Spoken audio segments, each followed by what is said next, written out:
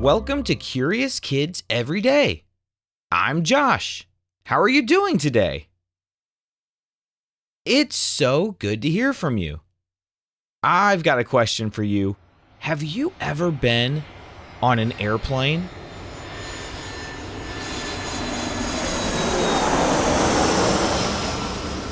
I have, and let me tell you, it is amazing. When you're up in the air and you look out the window at the earth below, it's the most beautiful thing.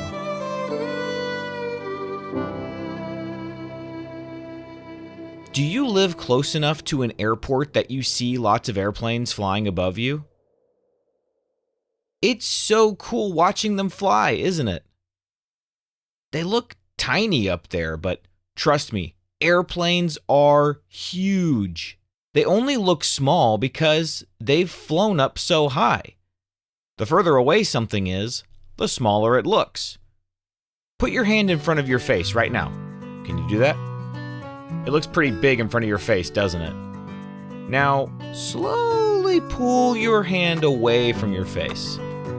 Does it look smaller and smaller the further it gets? But has your hand actually changed sizes in real life? No. It stays the same size. It's just how your eyes see it that has changed. That's why huge airplanes can look so small when they're so far away. It's called perspective. Can you say perspective? Perspective is just the way that our eyes perceive what we're seeing. Have you ever wondered how an airplane can get off the ground in the first place?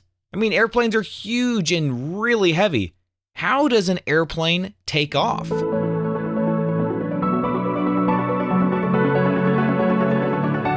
Can you close your eyes right now and imagine an airplane flying overhead?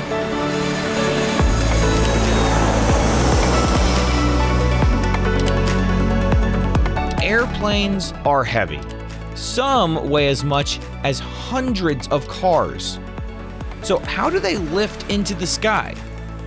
Well, the answer is all about lift, thrust, and the shape of the wings. When a plane is getting ready for takeoff, the engine gives it thrust. Can you say thrust? That's the forward force that pushes the plane faster and faster down the runway. Think about how powerful those engines must be to get something that heavy to start moving. As the plane speeds up, the air starts flowing over and under the wings. But that's where the magic of lift comes in. Airplane wings are curved on top and flatter on the bottom.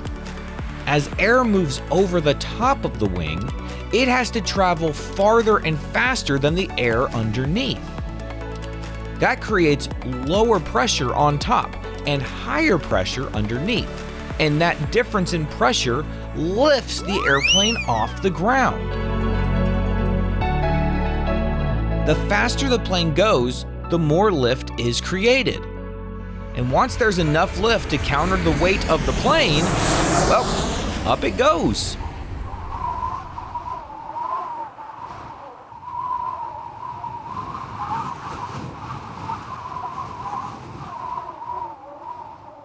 Have you ever noticed the special parts that are on the wings and on the tail of a plane?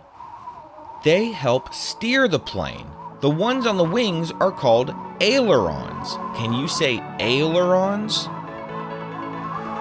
These special parts move up and down. When the plane needs to make a turn, one aileron goes up and the other aileron goes down. Can you flip one of your hands up and the other one down? That's how ailerons work. But they don't turn the plane alone. On the tail of the plane is something called the rudder. Can you say rudder? The rudder flips left or right at the same time the ailerons move up and down. If the ailerons and the rudder are moving in perfect harmony, then the flight is nice and smooth. Also on the tail are two parts called the elevators. Now, these aren't like elevators in a big building, but they do accomplish the same goal. They move people up and down.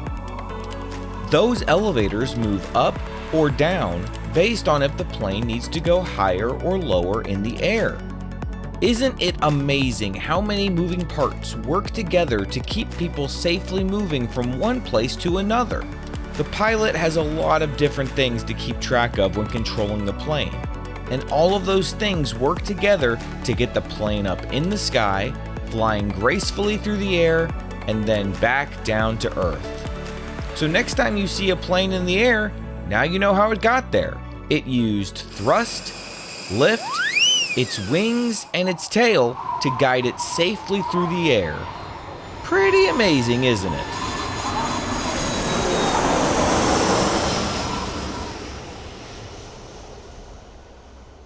I wanted to say thank you to my dad too, because he knows a lot about airplanes and helped me make sure I got all of the details right in this episode. I like asking my dad anytime there's something I need to know more about. Dads are pretty smart. Do you know the names of the two brothers who first flew an airplane? Their names were Orville and Wilbur Wright. And funny story, they're actually my fifth cousins. My last name is Taylor, and so is my grandma's, but before she got married, her last name was Wright. So I've always loved learning about airplanes because, well, my cousins were the ones who figured it all out in the first place. Okay, let's have a quiz and see what we learned today. What gives an airplane the power to move forward? Remember that word? Thrust from the engines.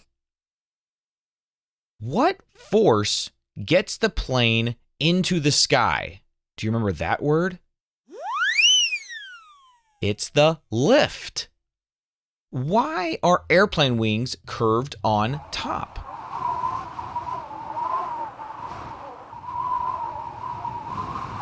To create lower pressure so that the plane can rise into the air. All right, here's a riddle. I'm not a kite, but I help you fly. I'm shaped just right to reach the sky. I live on the sides, wide and strong. What am I? If you said the wings of a plane, you are right. Hey, let's play true or false. True or false? Planes fly because they flap their wings like a bird.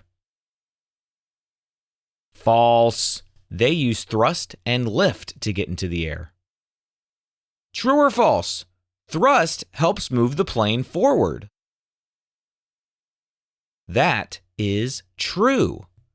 The thrust gets the plane moving on the ground, and the lift gets the plane moving into the air.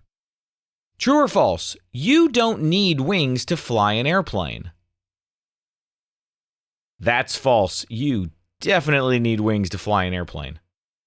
Would you rather be a pilot of a plane or be the pilot of a rocket going into space?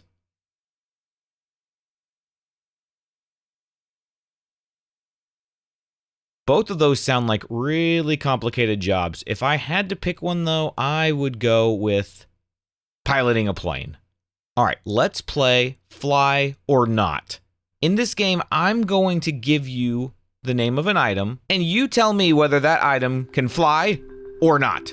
Are you ready? A hummingbird. Definitely fly. An elephant? Not. A paper airplane?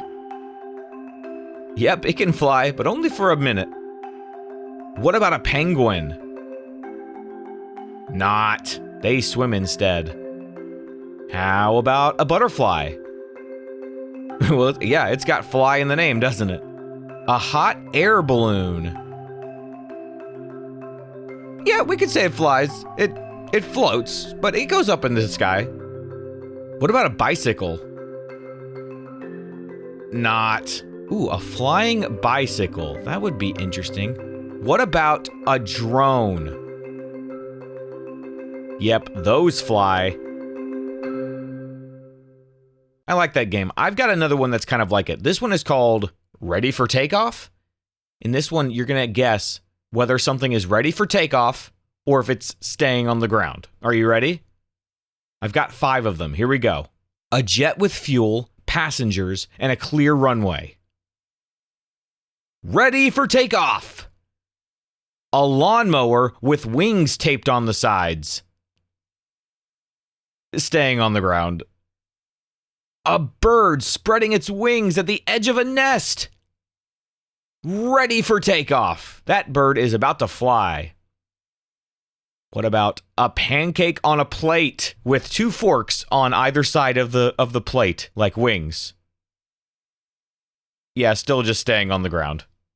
Or on the table, I guess. What about a spaceship counting down? 3, 2, 1.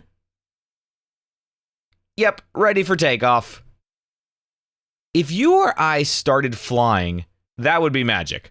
But when you see a plane flying, it's just science. With just the right wing shape, engine power, and speed, airplanes can lift off the ground and carry us across the sky. Next time you fly, look out the window and think about the amazing forces at work. What kind of question do you think we'll ask tomorrow on Curious Kids Every Day? I can't wait to find out. So until then, keep asking questions and stay curious, kids. And for all the grown-ups listening, please tell other grown-ups about this show and visit CuriousKidsEveryday.com to get a free printable with activity ideas that don't involve screens. Those are the best kinds of adventures to have. That's CuriousKidsEveryday.com. See you tomorrow.